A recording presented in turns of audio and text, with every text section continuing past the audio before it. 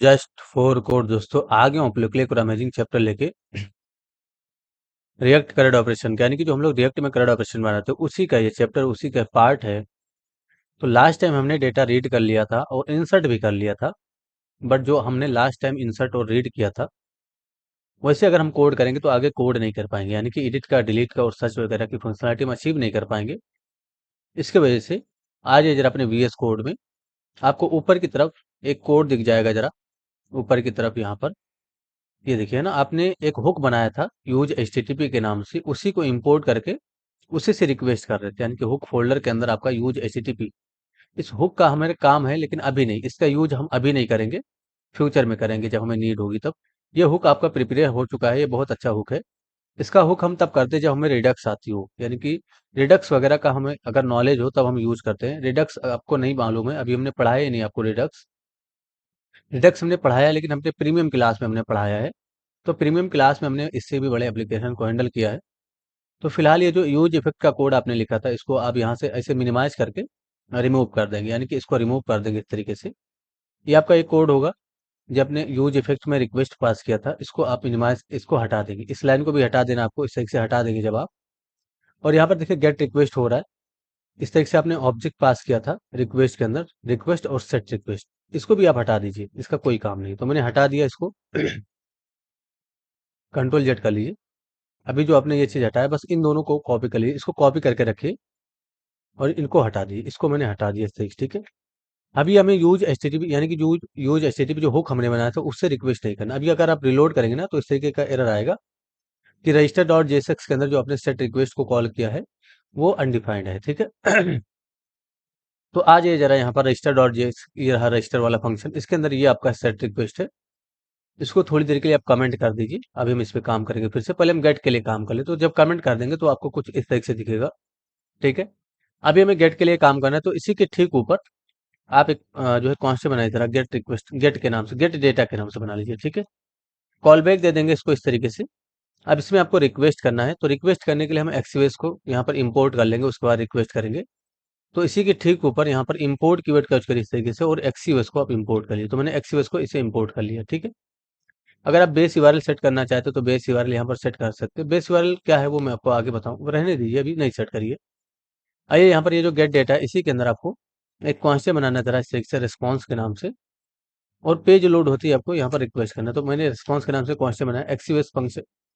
एक्सयूएस को as a function call करेंगे आप इस तरीके से, और जो आपने कॉपी किया था वो डिफाइन कर देंगे इस तरीके से, यानी इसके अंदर जेसन का सिंबल देंगे इस तरीके से। और यहाँ पर मेथड का वैल्यू गेट, और यूआरएल में आपको ये देना है, और यहाँ पर 0 20 होगा। आप में जो हो सकता है 0 5 हो यहाँ पर, तो इसको 20 कर देंगे, ठीक है, ताकि ज़्यादा डेटा आए एक बार में। अगर आप इसको कंसोल डॉट लॉग करेंगे इस तरीके से, यानी कि जो भी रिस्पॉन्स उसको अगर आपने कंसोल डॉट लॉग में पास किया तो पेज लोड होते ही आपको रिस्पॉन्स मिल जाएगा इस तरीके से। लेकिन इतना करने से पहले आपका जो एपीआई सर्वर है वो स्टार्ट होना चाहिए, यानी कि जो आपका एपीआई सर्वर है वो स्टार्ट होना चाहिए। जो एपीआई सर्वर आपको मिला था बैकएंड के नाम से, उसको स्टार्ट कर लेना, तभी आपका काम करेगा ये। इंस्पेक्ट करके अगर आप कंसोल में जाएंगे तो कंसोल में आपको डेटा दिखना चाहिए, बट यहाँ पर नहीं आ रहा है। अच्छा, हमने फंक्शन नहीं कॉल किया, ये जो फंक्शन है हमारा पेज लोड होते ही कॉल होना चाहिए। तो इस फंक्शन को हम यूज इफेक्ट के अंदर कॉल करेंगे, इसलिए इसके ठीक ऊपर यूज इफेक्ट को एज अ फंक्शन कॉल करेंगे, इसके अंदर कॉल बैक का डिफिनेशन करेंगे इस तरीके से। और कॉल बैक डिफिनेशन यहाँ पर जो आपका लास्ट वाला कर्ली ब्रैकेट, इसके बाद कॉमा दीजिए और एरे को डिफाइन कर देंगे, एम्प्टी एरे।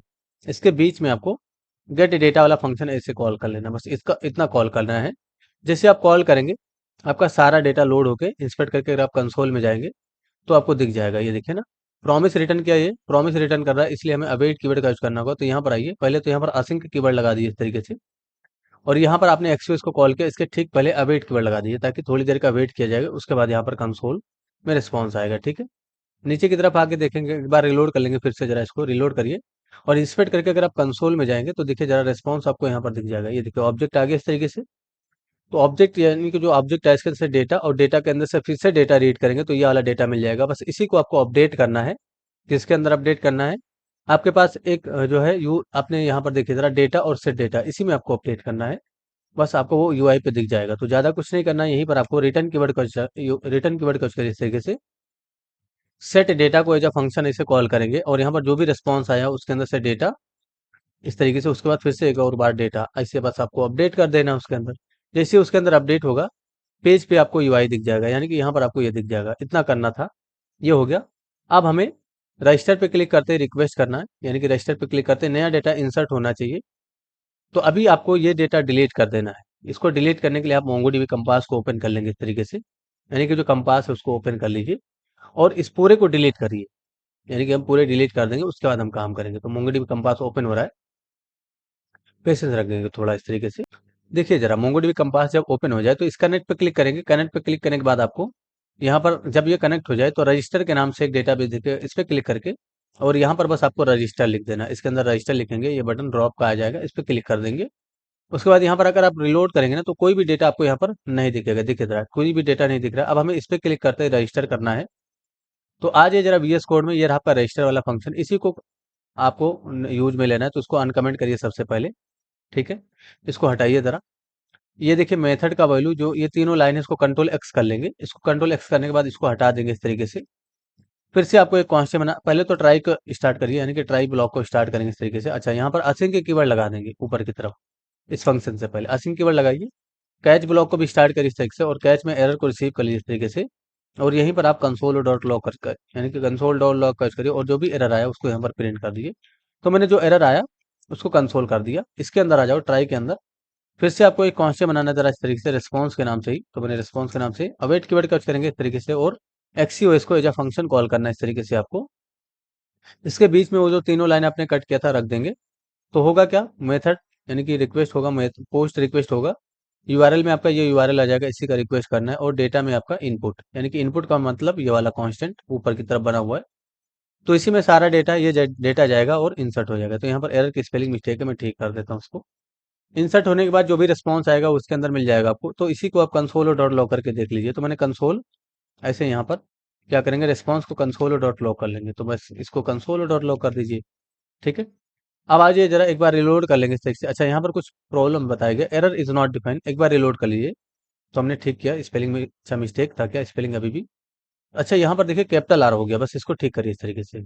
अब रिलोड करिए इस तरीके से, देखिए जरा। यहाँ पर आप इस पे क्लिक करेंगे और यहाँ से नया डेटा अपडेट करेंगे आप, यानी कि नया डेटा इंसर्ट करेंगे। सॉरी, मैंने यहाँ से नया डेटा चूज किया और यहाँ से मैंने ये वाला चूज करके ओपन कर लिया। रजिस्टर पे क्लिक करके अगर आप इंस्पेक्ट करते हैं और कंसोल में जाएंगे तो नोटिस करिए आपको ऑब्जेक्ट दिख जाएगा इस तरीके से। ये जो वार्निंग आ रहा है ये स्वीट अलर्ट से रिलेटेड, इसको हम बाद में सॉल्व करेंगे। इसके अंदर से डेटा, और डेटा के अंदर आप देखेंगे डेटा, तो यहाँ पर देखिए जो डेटा इंसर्ट वो मिल गया। और डेटा के अंदर से अगर आप मैसेज प्रॉपर्टी रीड करेंगे तो डेटा इंसर्टेड मैसेज मिल जाएगा आपको। इस रजिस्टर का वैल्यू चेक करेंगे ट्रू, तो ये मैसेज आपको मिल जाएगा, ठीक है। डेटा, तो देखिए जरा, जो डेटा आया उसके अंदर से मैसेज रीड करिए तो आपको डेटा इंसर्टेड वाला मैसेज मिल जाएगा। तो हमें कंसोल में मैसेज नहीं देना, मैसेज हमें यहाँ पर देना पेज में यूआई के रूप में। तो बस यहाँ पर आ जाओ, जहाँ पर आपने कंसोल डॉट लॉग किया, यहीं पर आप रिटर्न कीवर्ड का करो, एक फंक्शन ब्रैकेट को रिटर्न करेंगे।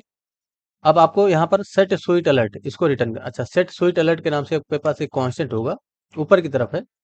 ये देखिए, यही वाला आपको फंक्शन के रूप में कॉल करना है। सेट स्वीट अलर्ट को या फंक्शन आपको ऐसे कॉल कर लेना है ठीक से।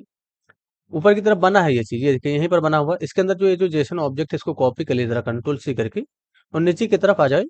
ये जो सेट स्वीट अलर्ट है इसी के अंदर आपको इस चीज को पेस्ट कर देना है। जब ऐसे पेस्ट कर देंगे आप, उसके बाद स्टेट का वैल्यू आपको ट्रू कर देना है इस तरीके से। और टाइटल में आपको डिफाइन करना है इस तरीके से रेस्पॉन्स, रेस्पॉन्स के अंदर से डेटा, और डेटा के अंदर से आपको मैसेज को रीड कर लेना है। इतना करने के बाद इसी को लाइन को कॉपी कर लेंगे, ये इतना कॉपी करेंगे और इस वाले मैसेज में भी आपको पेस्ट कर देना है इस तरीके से, ठीक है। ये हो जाएगा। उसके बाद यहाँ पर अगर आप टेस्टिंग करेंगे, अभी इसको रिलोड कर लीजिए एक बार। उसके बाद फिर से यहाँ पर क्लिक करेंगे। नोटिस करिए यहाँ पर आलोक कुमार में लिखा एट द रेट, और यहाँ पर मैं कुछ और लिख देता हूँ। मैंने यहाँ पर लिख दिया सुमन, ठीक है। मैंने सुमन लिखा, ए बी लिख देता हूँ इस तरीके से। और यहाँ पर मैंने मोबाइल नंबर डाला, पासवर्ड डाल दूंगा इस तरीके से।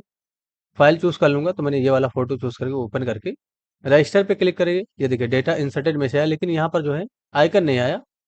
तो आइकन नहीं आया, इसके लिए यहाँ पर देखिए डिफॉल्ट लिखा हुआ है, यहाँ पर आपको सक्सेस लिखना था, बस यहाँ पर सक्सेस कर दीजिए। तो अब आपको यहाँ पर आइकन भी दिख जाएगा, ठीक है। नोटिस करिए पेज रिलोड हुआ। अच्छा, ये आइकन आने के बाद ये फॉर्म भी आपका जो है कट होना चाहिए। फॉर्म कट होने के बाद यहाँ पर लाइव डेटा आना चाहिए। लाइव डेटा नहीं आता है, अगर आप यहाँ पर अभी इंसर्ट करेंगे ना, नोटिस करिए एक और नया डेटा इंसर्ट करिए जरा। तो मैंने ऐसे लिखा इस तरीके से कुछ नया डेटा, ये देखिए ना, मोबाइल नंबर डाल के पासवर्ड डाल के मैंने ये वाला फोटो चूज किया, ओपन कर लेंगे। रजिस्टर पे क्लिक करेंगे, डेटा इंसर्टेड, तो मैसेज आ गया, ओके कर देंगे। ये फॉर्म क्लोज होना चाहिए। और देखिए लाइव डेटा नहीं है आपका, यानी कि यहाँ पर लाइव आना चाहिए। रिलोड करेंगे तब आएगा। ये देखिए रिलोड करने के बाद आया, तो लाइव आना चाहिए। उसके लिए क्या करेंगे आप, यहाँ पर यानी कि इस रिटर्न से पहले आप गेट ऑल डेटा यानी कि जो गेट डेटा वाला फंक्शन उसको कॉल कर लो स्टैक से। इसके पहले आपको कॉल कर लेना है, तो लाइव आ जाएगा। और यहाँ पर आपको उस फॉर्म को भी मतलब क्लोज करना है, तो यहाँ पर कॉमा देंगे। देखिए ये ब्रैकेट है, इसके पहले यहाँ पर कॉमा दे देंगे और यहाँ पर आपको डिफाइन करना है सेट मॉडल को। यानी कि सेट मॉडल को फंक्शन के रूप में कॉल करेंगे, उसके अंदर फॉल्स अपडेट कर देंगे, तो आपका जो मॉडल है वो भी हाइड हो जाएगा। अगर आप देखिए यहाँ पर टर्मिनेट नहीं करेंगे इसके बाहर, यहाँ पर ठीक है।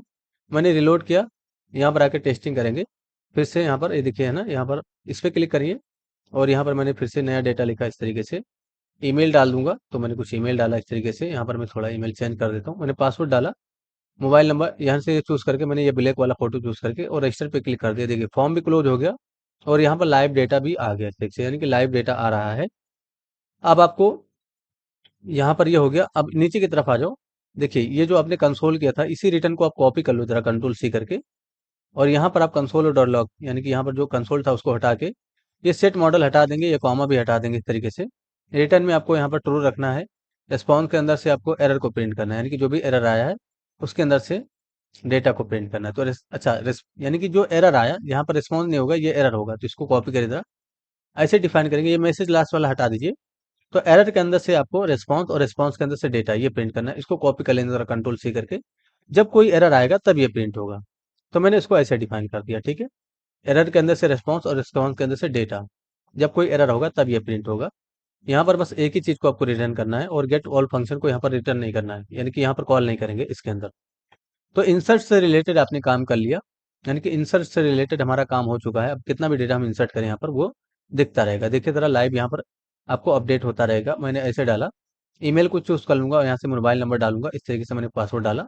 और यहाँ से मैंने कोई फोटो चूज कर लिया, तो मैं ये वाला फोटो चूज करके ओपन करूंगा और रजिस्टर पे क्लिक करूंगा। देखिए जरा है ना, ये चला गया और लाइव यहाँ पर डेटा भी आपका इंसर्ट हो गया। तो ये आपको करना था। जो हमने पहला तरीका इंसर्ट करने का चूज किया था, वो तरीका फॉलो करेंगे जब जब हमें रिडक्स आती हो। तो रिडक्स आपको हमने पढ़ाया नहीं है। रिडक्स अगर आपको अच्छे से पढ़ना है तो आपको हमारा प्रीमियम कोर्स लेना होगा। और रिडक्स अगर आपको रिएक्ट के अंदर नहीं आता फिर आप काम नहीं कर पाएंगे रिएक्ट के अंदर। इसलिए रिडक्स बहुत इंपॉर्टेंट है रिएक्ट के अंदर, इसलिए आपको रिडक्स को जरूर सीखना चाहिए।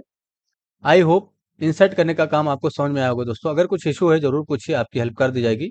Thanks for enjoying the education of just for code. See you soon. जय हिंद, जय भारत।